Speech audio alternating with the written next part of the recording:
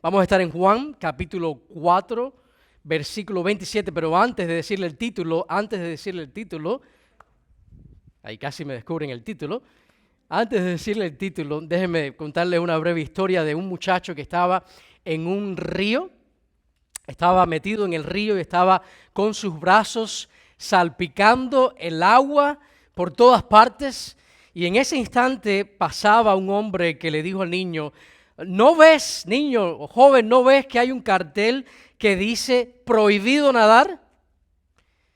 El niño responde: no, señor, no estoy nadando, me estoy ahogando. Y en esa historia vemos que podemos dar la apariencia incorrecta de nuestra condición. Sin embargo, en la historia vemos que la apariencia no cambia el hecho de que ese niño se está ahogando, ¿no? Y en el mundo, algo que vamos a ver en este pasaje es que la apariencia del mundo es un mundo que parece que todo está bien, un mundo que luciera como si no necesitaran un salvador. Y vamos a ver que en este pasaje la realidad es que el Salvador del mundo vino a buscar y a salvar lo que se había perdido y vino a alcanzar a seres humanos con el Evangelio para darles salvación. Y vamos a aprender que aquellos que son alcanzados por el Evangelio también alcanzan a otros. Y ese es el título de esta tarde del pasaje que vamos a estar estudiando. Los alcanzados, si nosotros los creyentes, los que hemos experimentado la gracia y la salvación y el perdón de nuestros pecados a través de la fe en Jesús, esos, los alcanzados, también alcanzan a otros. En la historia, para hacer un recuento, ya que llevamos meses sin estar en este pasaje de Juan 4, 27, Jesús había salido de Judea. En el capítulo 4, en el versículo 3 leemos eso: salió de Judea y partió otra vez para Galilea. Él iba en camino a Galilea. En medio de, entre Galilea y Judea estaba Samaria, y él iba en camino hacia Galilea, salió de Judea y caminó aproximadamente como 20 millas hasta llegar al pozo de Jacob. Ahí en el versículo 6 dice que allí estaba el pozo de Jacob. Entonces Jesús, cansado del camino, se sentó junto al pozo. Ahora, la ciudad de Sicar, de donde era esta mujer samaritana, estaba aproximadamente a 1 milla de este pozo. La mujer vino como a las 12 del mediodía. Noten el versículo 6, dice que era como la hora sexta. Esas son las 12 del mediodía, donde había más calor. En medio de un sol agotador, dice que esta mujer va al pozo a sacar agua. Ahora, hay algo importante, y los detalles que Juan nos está proporcionando aquí son importantes, porque nadie iba a sacar agua de un pozo a las 12 del mediodía. Al menos que estabas evitando encontrarte con otras personas, que era el caso de la mujer samaritana aquí en el capítulo 4. ¿Por qué? Ella era una mujer despreciada. Había tenido 5 maridos diferentes y el que tenía en ese momento no era su marido. Era una mujer adúltera y posiblemente en esa sociedad la mujer samaritana era considerada una prostituta. Era despreciada en ese pueblo de Sicar. Era un pueblo pequeño, no era un pueblo muy grande. Todo el mundo se conocía. Y en ese instante que ella va a sacar agua del pozo, llega Jesús. Ahora, hay una pregunta que yo me hago, ¿no? Además de ella ir a sacar agua del pozo, yo me pregunto, ¿qué más estaba en la agenda de la mujer samaritana para ese día? ¿Qué estaba en su mente? ¿Qué más ella iba a hacer ese día? Nos vamos a ver que el Salvador del mundo viene y cambia a esta mujer para siempre. La mujer samaritana fue de una vida de aislamiento, de pecado e indiferencia, iba ahora a ser recipiente de la revelación de Dios en su vida. ¿En qué sentido? Mire ahí en el versículo anterior, el versículo 23 del capítulo 4, Jesús se le revela a ella directamente como el Mesías. Jesús le dijo, yo soy el que habla contigo. Pocas personas tuvieron ese privilegio. De Cristo directamente ahí, en vivo, en directo, a todo color, decirle a esa mujer, yo soy. Ahí fue donde nosotros pausamos la serie y vimos los 7 yo soy en el Evangelio de Juan, ¿se recuerdan? Y aquí es donde vamos a retomar. Y vamos a ver a esta mujer siendo transformada, su vida cambiada completamente. Una mujer que fue a buscar, a sacar agua de un pozo porque tenía una vida de pecado, no quería interactuar con nadie y el Salvador del mundo va a salvar a esta mujer y a cambiarla para siempre. Lo primero que quiero que veamos es que una relación con Jesús te cambia la vida. Una relación con Jesús te cambia la vida. Y esta mujer iba a experimentar eso. Miren el versículo 27. El versículo 27 comienza diciendo, en esto llegaron sus discípulos. Y yo les voy a pedir que circulen eso ahí en sus Biblias. ¿Por qué? Porque los discípulos, vamos a ver ahí que esta palabra en particular tiene mucha importancia.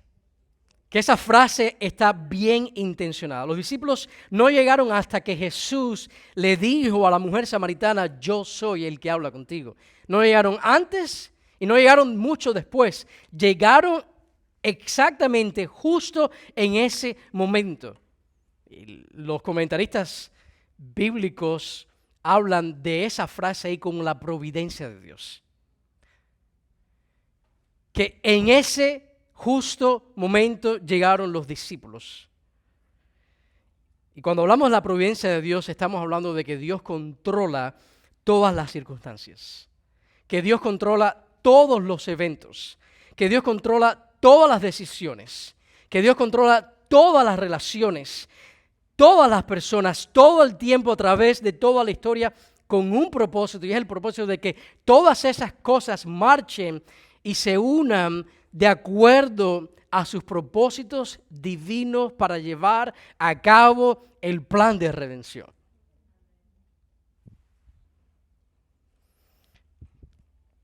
Jesús llega al pozo en el momento preciso.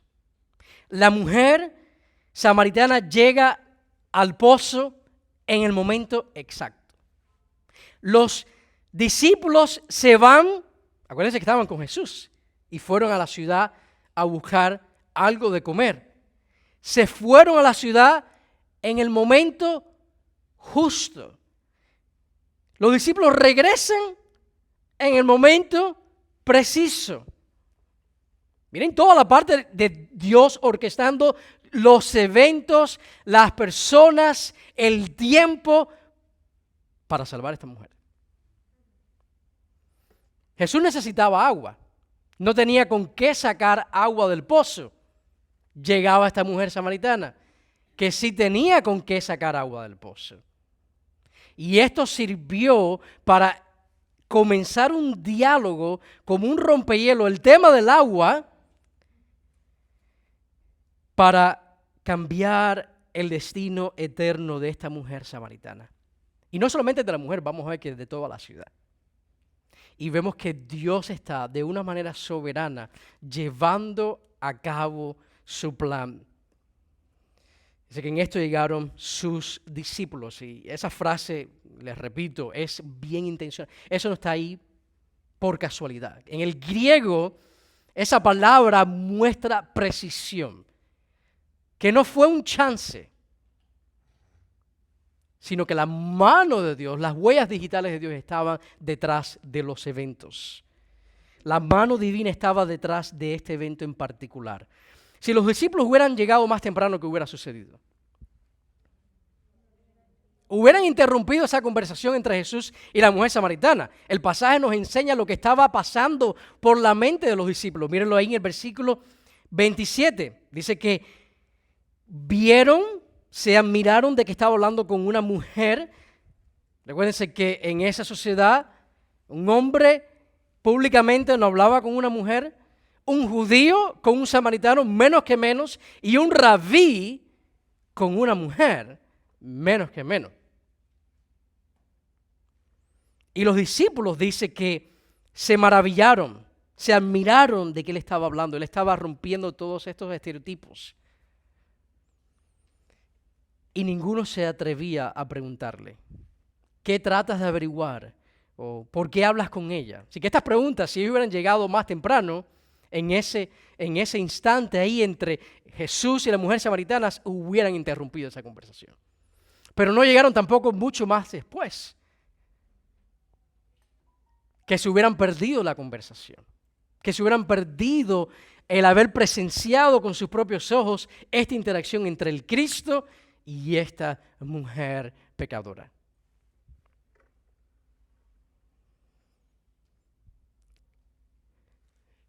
Y yo pensando en esto, meditando esta semana, no es cierto que cada uno de nosotros puede dar testimonio que Dios orquestó nuestras vidas para que el Evangelio nos alcanzara.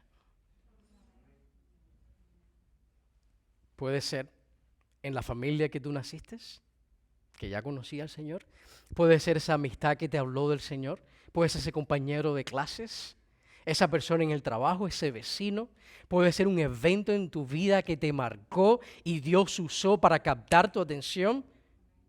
Puede ser algo en la radio, un video en la internet. Hay tantas cosas que podemos nosotros testificar, decir el Señor hizo esto y esto.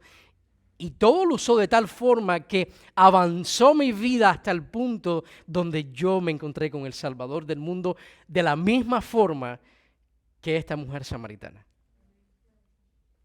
Y el versículo 27 dice que llegaron sus discípulos y se admiraron de esta interacción entre Jesús y la mujer samaritana. Hablaba con una mujer y ninguno le preguntó qué tratas de averiguar o por qué hablas con ella. Y en ese instante, dice el versículo 28, entonces la mujer dejó su cántaro, se fue a la ciudad. Miren esa escena, y hay muchas razones por las cuales podemos especular por qué dejó su cántaro. ¿Por qué Juan puso eso ahí? De que ella dejó el cántaro y se fue. Bueno, no hay que espiritualizar el evento. Si tú tienes que recorrer una milla y quieres llegar a la ciudad lo más rápido posible, un cántaro de agua te va a retrasar, ¿verdad? Y esto no era un pomo de agua. Un cántaro, estamos hablando de una tinaja grande, es la misma palabra que se usa en el capítulo 2, en el versículo 7, donde Jesús convierte el agua en vino. Es la misma palabra, aunque en Juan se dice tinaja y aquí se dice un cántaro, en el idioma original es la misma palabra, exactamente la misma palabra. Así que no es un recipiente pequeño, es un recipiente grande, de aquellos que tú tenías que usar a lo mejor una vara para poder cargar este tipo de recipiente, de envase. Y si tú querías llegar rápido a la ciudad, como dice que la mujer dejó su cántaro, fue a la ciudad rápidamente, era algo que ella había experimentado, había sido en ese instante transformada por el Mesías. Y fue a la ciudad y le dijo a los hombres. Ahora, ¿por qué fue ahí y habló con los hombres? Cuando tú llegabas a una ciudad,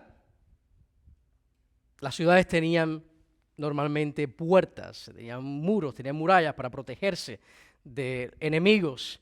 Y en las puertas eran donde se congregaban, se agrupaban los más ancianos de la ciudad, donde se resolvían los asuntos públicos. ¿Se recuerda la historia de Ruth?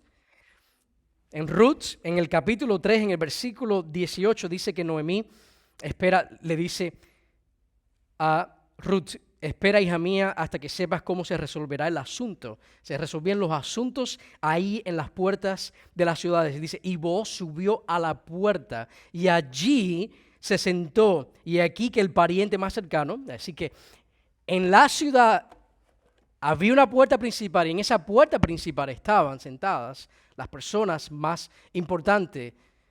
Y ella llegó ahí, por eso dice que fue a la ciudad y le dijo a los hombres, venir, miren el versículo 29, venir, ver a un hombre que me ha dicho todo lo que yo he hecho. ¿No será este el Cristo? Esta fue una mujer sabia, donde llegó ahí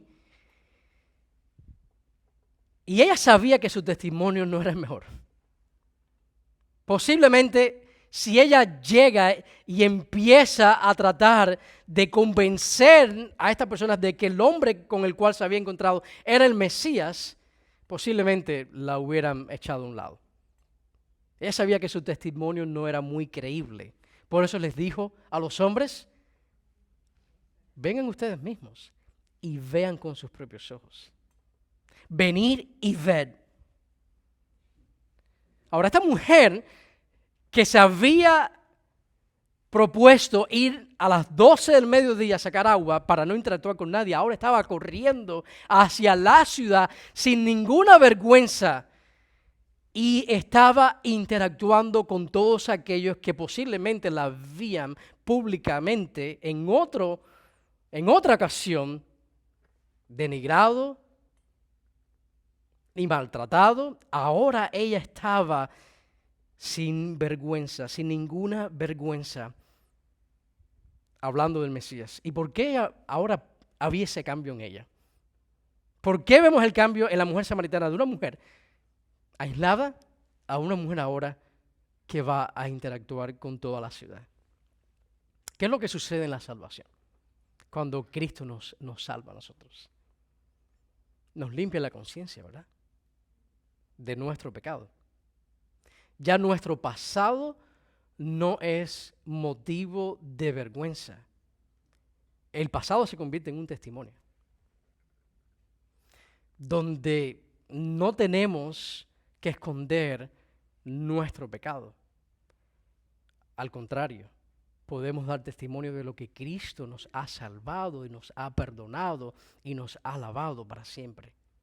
Y por eso esta mujer estaba con esta actitud, dando testimonio del Mesías. Y quiero mencionar 5 cosas breves que suceden en la salvación.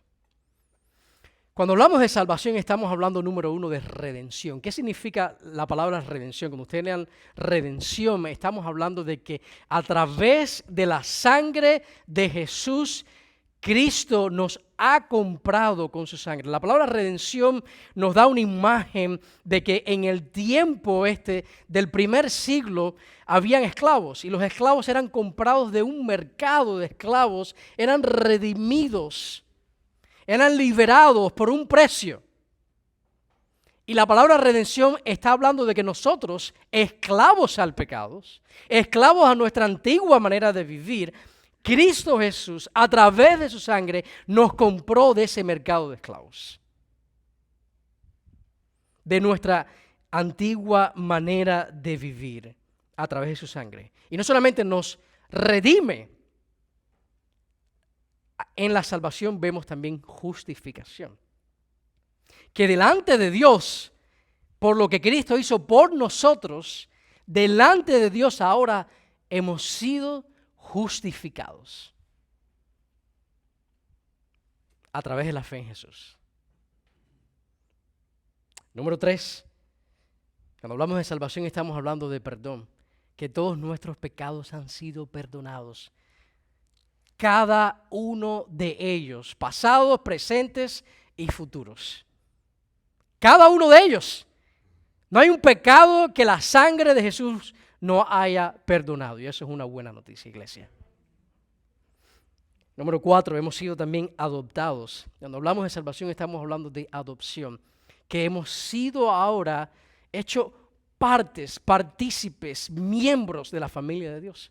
Por eso en la iglesia nos llamamos hermanos y hermanas, porque tenemos un Padre Celestial y todos nosotros, a través de la fe, ahora pertenecemos a la familia de la fe.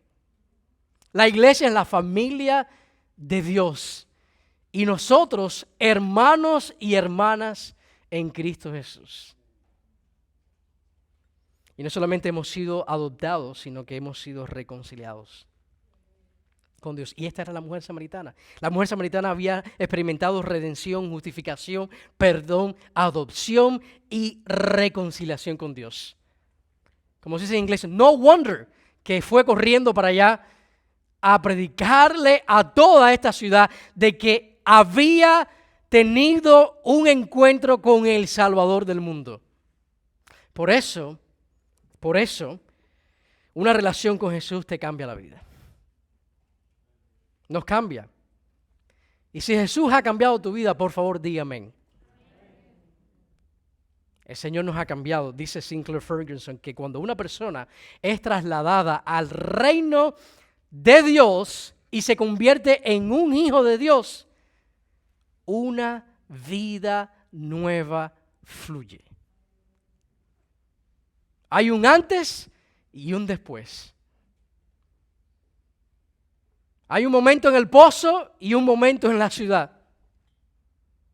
Hay un momento de vergüenza por nuestro pecado, de culpabilidad, y hay un momento donde hemos sido nosotros lavados y dado una nueva identidad y perdonados. Y ahora nos vemos a la luz, no de nuestro pasado, nos vemos a la luz de nuestro presente en Jesús. Y el cristiano debe mirarse así, a la luz de...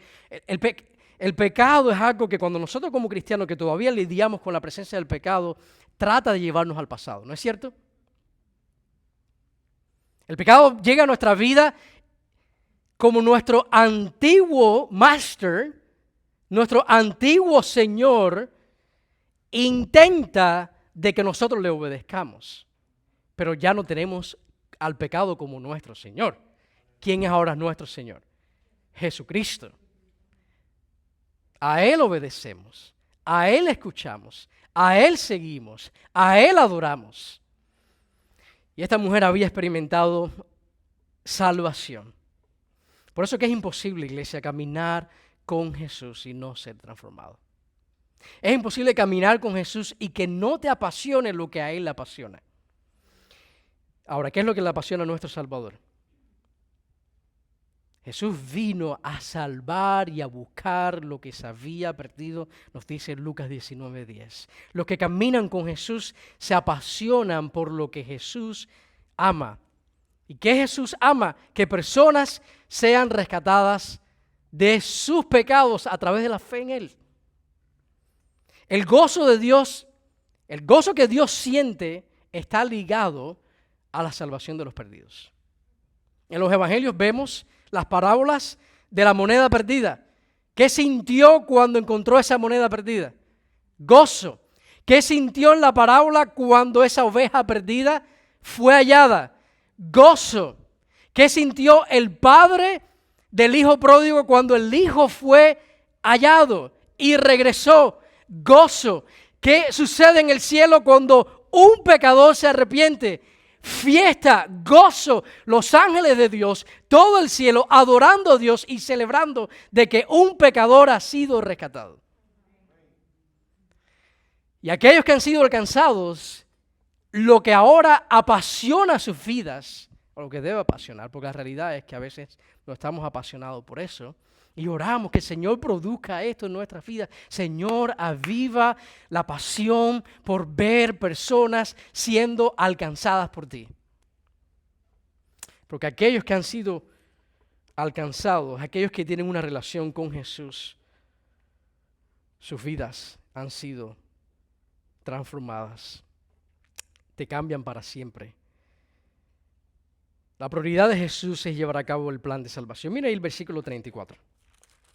En el versículo 34 Jesús les dijo a los discípulos, mi comida es hacer la voluntad del que me envió y llevar a cabo su obra. Es el versículo 35. ¿No decís vosotros todavía faltan 4 meses y después viene la siega? He aquí, yo os digo, alzad vuestros ojos y ved los campos que ya están blancos para la siega. Ya el segador recibe salario y recoge fruto para vida eterna, para que el que siembra se regocije juntamente con el que siega. Porque en este caso el dicho es verdadero. Uno es el que siembra y otro es el que siega. Yo os envié a segar lo que no habéis trabajado. Otros han trabajado y vosotros habéis entrado en su labor.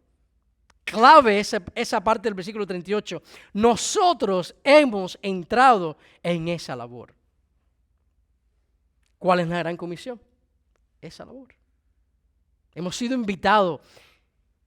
Es algo glorioso de nuestra salvación, que no solamente hemos sido salvados, el Señor nos ha invitado, nos ha llamado a ser parte de la obra de redención, de la historia más gloriosa que jamás tome lugar en la humanidad. Y tú has sido invitado. Dile a tu vecino, tú has sido invitado. Hemos sido invitados a entrar en su labor. Por eso, número 2, que una relación con Jesús resulte en nuevas prioridades. No solo que una relación con Jesús te cambia la vida, sino que ahora nuestras prioridades también cambian.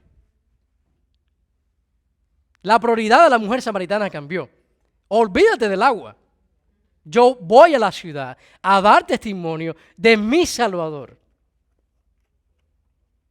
Y el creyente ha sido comisionado con la misma obra que ahí los discípulos estaban siendo comisionados, con la gran comisión. ¿Y cuál es esa obra? Bueno, que a medida que nosotros vivimos en este mundo, proclamemos a Jesús. Que otros sean reconciliados con Dios. Note que en el pasaje, el motor impulsor en la vida de Jesús era hacer la voluntad de Dios y llevar a cabo su obra. Al punto de que se le quitó el hambre. Los discípulos estaban preocupados por qué comer. Y Jesús le dice, ¿cuál es mi comida? Hacer la voluntad del que me envió. El gozo de cumplir la obra de Dios fue como renovar fuerzas, como comida al estómago.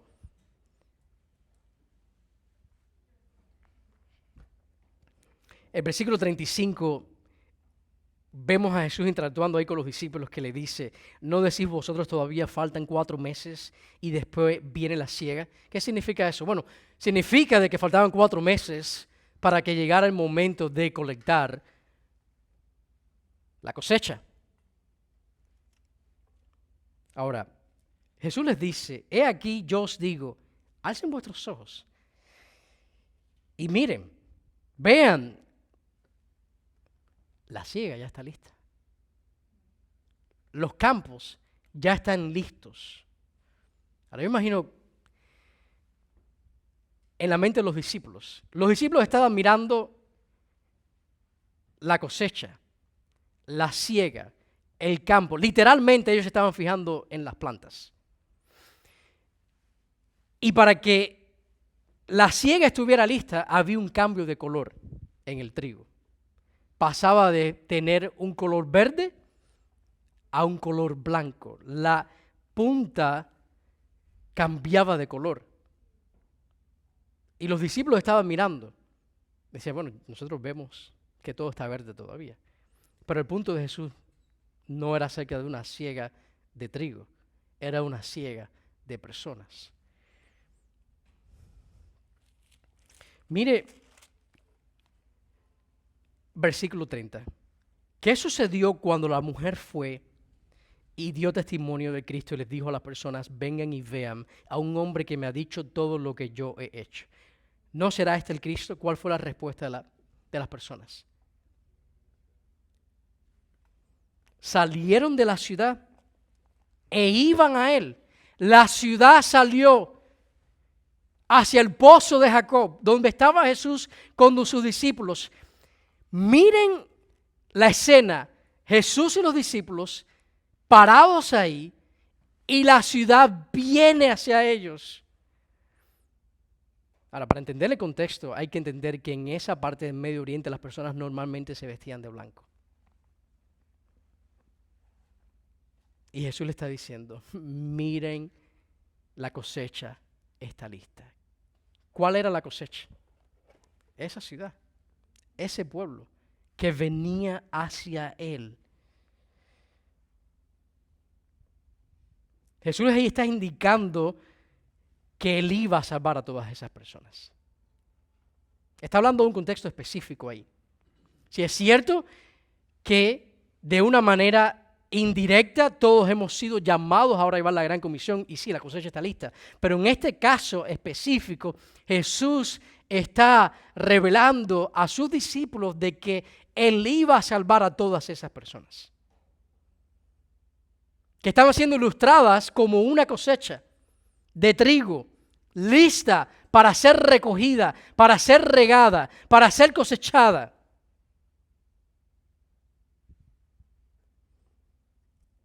Versículo 37 dice, porque en este caso el dicho es verdadero, uno es el que siembra y otro es el que ciega. Y le está diciendo a los discípulos, yo os envié a cegar lo que no habéis trabajado. Otros han trabajado y vosotros habéis entrado en su labor. ¿Qué habían hecho estos discípulos para que esos samaritanos estuvieran listos para la cosecha? Nada. ¿Quiénes habían trabajado? Bueno, definitivamente Moisés, porque ellos conocen el Antiguo Testamento, en la interacción que tiene Jesús con la mujer samaritana se menciona un conocimiento, aunque no muy adecuado del Antiguo Testamento, pero ya otros habían obrado. Los profetas, la mujer samaritana. La mujer samaritana había trabajado. El testimonio de esta mujer. Fíjese que después dice en el versículo 41 que muchos más creyeron por su palabra, es decir, la palabra de Jesús, y decían a la mujer, ya no creemos por lo que tú has dicho. Así que no solamente por lo que la mujer le había dicho. En el versículo 39 dice, aquella ciudad muchos de los samaritanos creyeron en él por la palabra de la mujer que daba testimonio.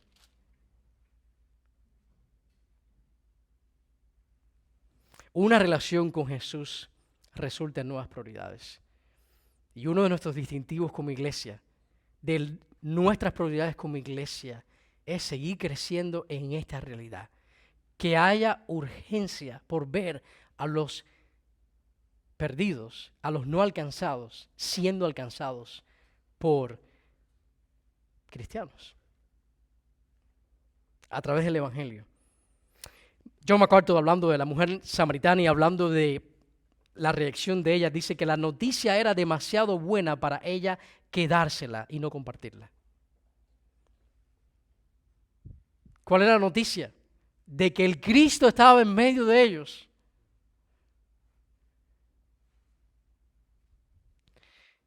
Por eso dice que fue a los que conocía y los guió a él.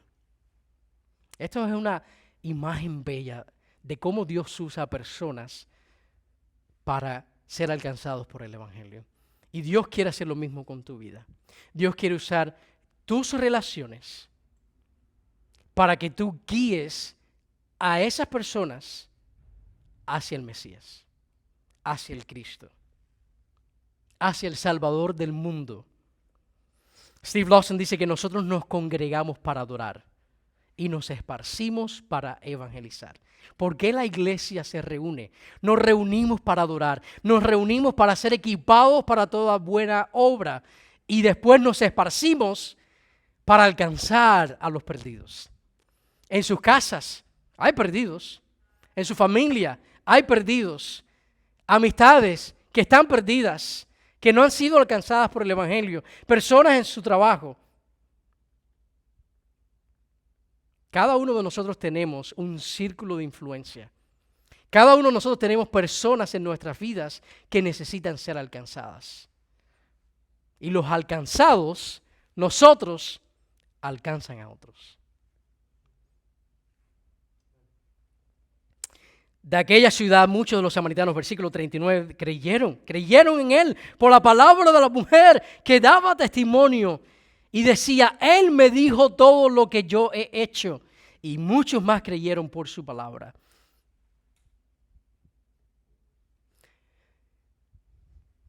Miren todos hacia acá, por favor.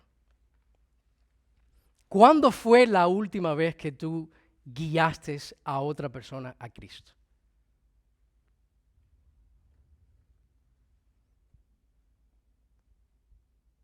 Ahora una pregunta un poquitico más incómoda.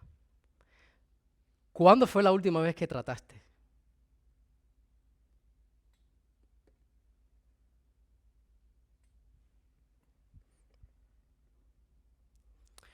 Hay uno de los libros de 9 marks, las 9 marcas, que se llama la evangelización, y el autor de este libro, Mack, dice que el fracaso evangelístico es mejor que no evangelizar en absoluto. Es mejor fracasar intentando que nunca intentar.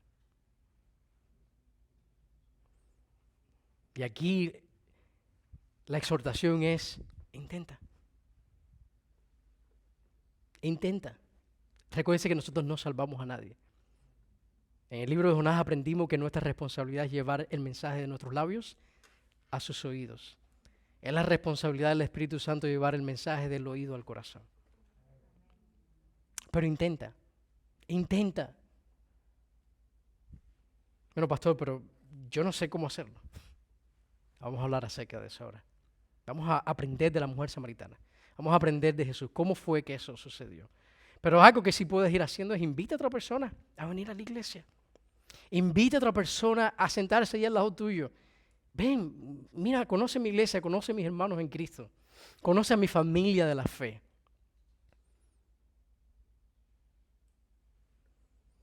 Comparte tu historia.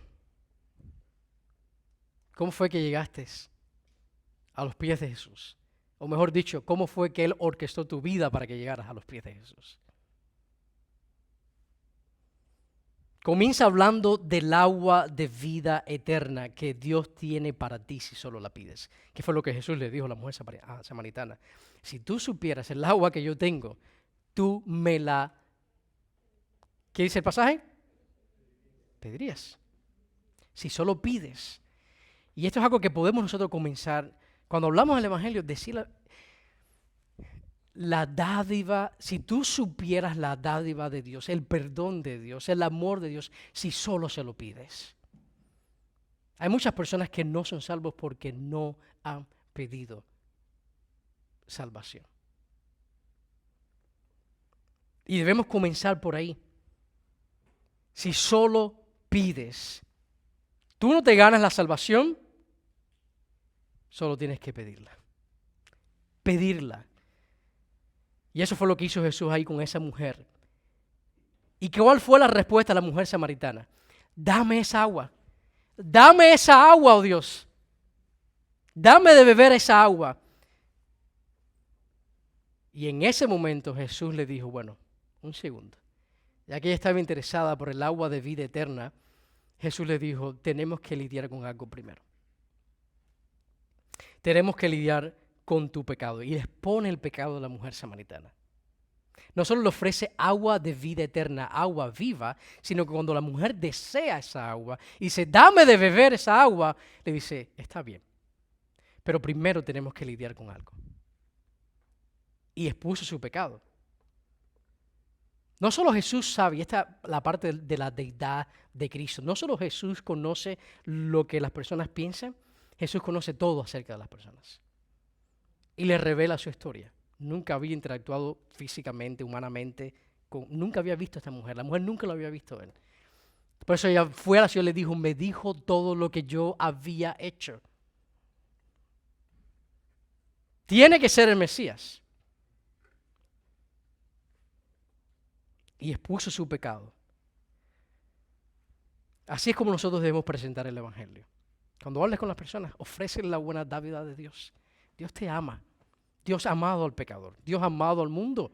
De tal manera que envió a su Hijo para que todo aquel que en Él cree no se pierda, mas tenga vida eterna. Si solo pides, serás salvo.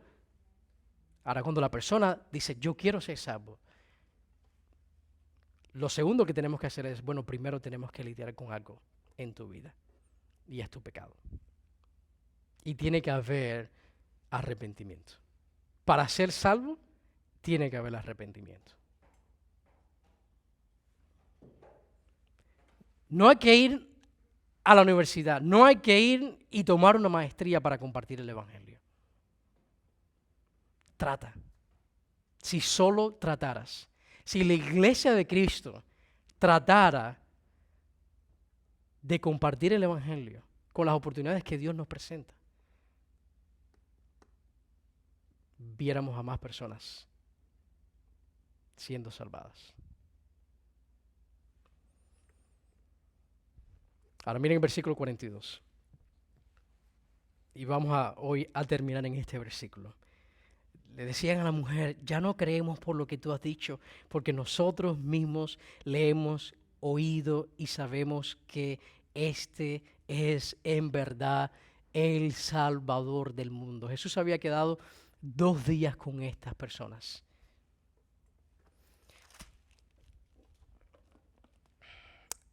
Dice que en el versículo 40 les rogaban que se quedara con ellos. Y Jesús se quedó con ellos. Miren el versículo 40, 2 días. Imagínense esos 2 días en Sicar.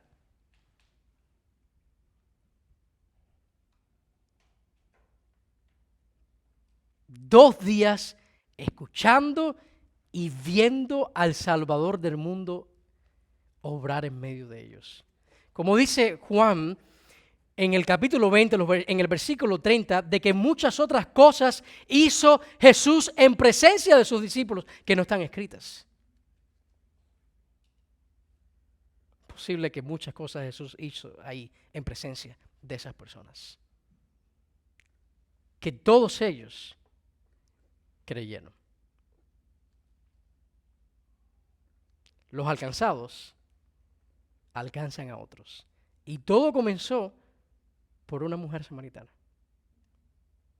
que fue transformada y regresó a la ciudad. No podía contener el gozo que sentía. Y esto es algo que naturalmente nosotros experimentamos cuando inicialmente conocemos al Señor. No es cierto, le queremos decir a todo el mundo acerca de lo que nos ha acontecido. No sabemos a veces ni lo que estamos diciendo y nos fajamos con todo el mundo y queremos convertir a las personas, pero hay una pasión genuina y real que le queremos decir a todo el mundo, no importa cómo lucimos. Yo me recuerdo en el tiempo donde el Señor a mí me salvó, saliendo de high school y entrando a la universidad, y le hablaba a todo el mundo. Y ahora, 19 años después, veo la tentación de quedarme callado.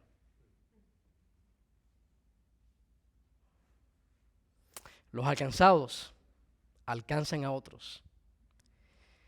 Y una persona que camina con Jesús es una persona cambiada, es una persona con nuevas prioridades.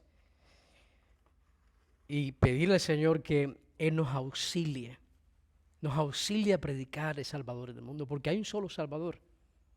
Él es el Salvador del mundo en el sentido de que habrá personas de toda lengua, de toda tribu, de toda nación, de todo pueblo en el cielo, del mundo entero, personas salvadas por el Salvador. Pero también se puede leer de que hay un solo Salvador, que no hay otra manera de ser salvo, que el mundo solo tiene una esperanza. En Hechos 4:12 vemos a Pedro afirmar esto, que en ningún otro hay salvación. Porque no hay otro nombre bajo el cielo dado a los hombres, dado al mundo en el cual puedan ser salvos. Por eso que Cristo es el Salvador del mundo. En Timoteo leemos que Él es el Salvador de nosotros los que del mundo y de nosotros especialmente los que hemos creído. Hay un solo Salvador, hay una sola manera de ser salvos. ¿Cómo escucharán las personas si nosotros no les predicamos?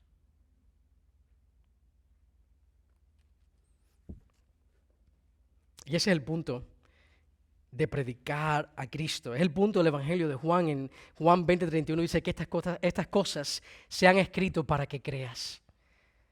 Que Jesús es el Cristo. Que Jesús es el Hijo de Dios y que Jesucristo basta.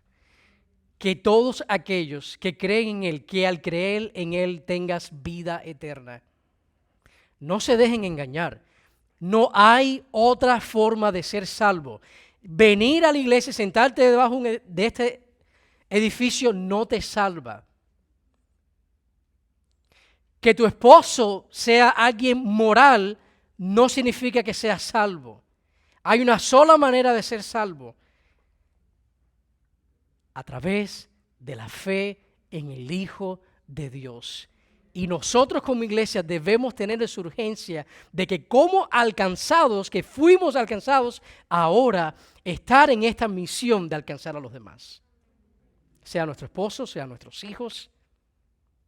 Y con el Evangelio se alcanza. Articulando el Evangelio, predicando el Evangelio, doblando rodillas por esas personas. Señor, sálvales.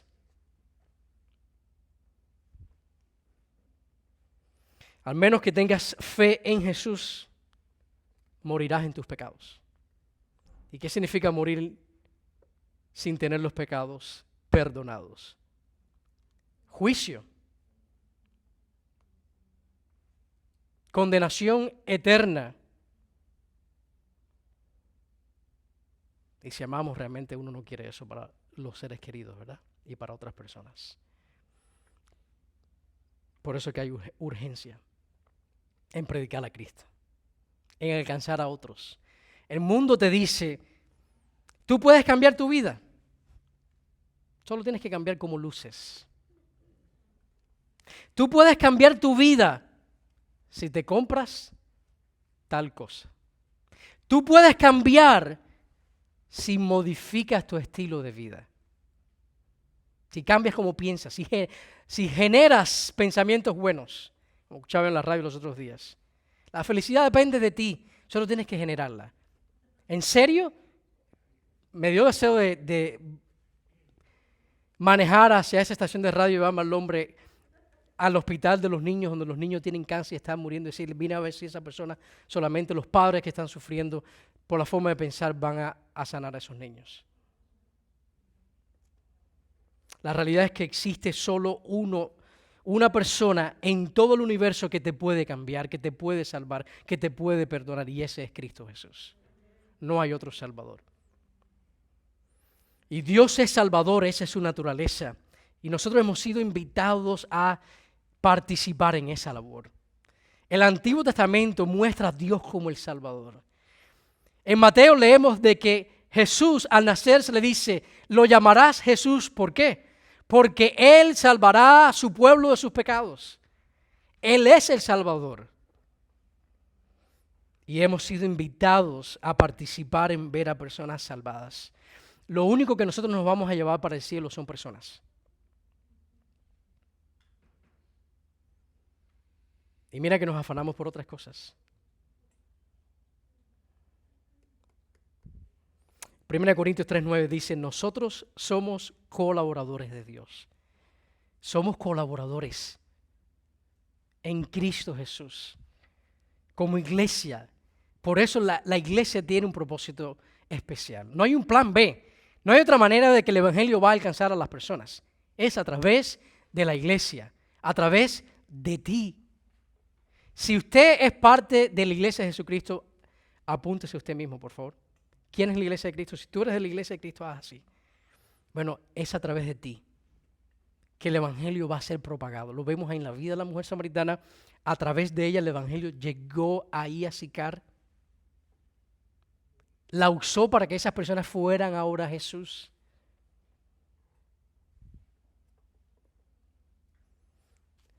Presta atención, iglesia. Dios nos da seguridad de que regar, de que plantar va a tener éxito, de que personas se van a salvar cuando nosotros predicamos el Evangelio, el perdón de los pecados a través de la fe en Jesús. No te desanimes. Los alcanzados alcanzan a otros. Habla de Cristo. Como decía Spurgeon, la palabra de Dios es como un león. Solamente abre la puerta. Ella sabe defenderse. Habla del Señor. No es en vano. Dios va a ahorrar tu esfuerzo.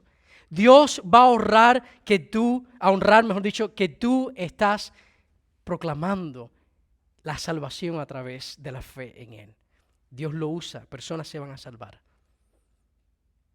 Dice 1 Corintios 15:58, por tanto, ya que eso es cierto, ya que Dios ha prometido usar a su iglesia, de que personas se van a salvar, Mis amados hermanos, iglesia de Cristo, tú que has sido alcanzado, estar firmes, constantes en la obra del Señor, abundando cada vez más, sabiendo de que no es en vano. Una relación con Jesús te cambia la vida y una relación con Jesús resulta en nuevas prioridades. Ahora la pregunta es, ¿vas a abundar más y más? ¿Vas a intentarlo?